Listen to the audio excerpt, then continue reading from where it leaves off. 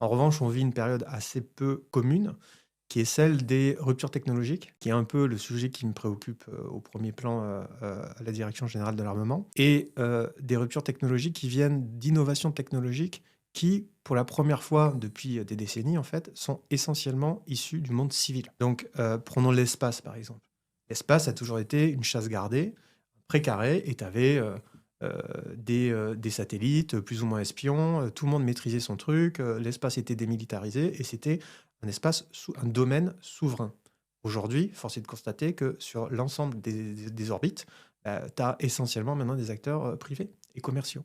Et donc ces acteurs privés et commerciaux, aujourd'hui, on en a quand même aussi une belle, illustration en Ukraine, ils jouent un rôle majeur. Que ce soit évidemment Starlink qui vient se connecter à une autre, start-up qui a bien fonctionné, Palantir, bah, tu obtiens une transparence du champ de bataille et des effets qui n'existaient pas avant, alors que la guerre se déroule devant nos yeux, c'est la Première Guerre mondiale, hein. C'est une guerre, presque de tranchées, de fantassins, mais c'est aussi une guerre, de mobilité et de transparence totale d'un champ de bataille qui rebat totalement les cartes. La question que j'avais, elle est simple, c'est, concrètement, est-ce que l'État est vraiment enfin, est-ce que l'armée est vraiment en mesure de lutter contre, bah, ces menaces-là? La voilà la question piège, en fait. Non.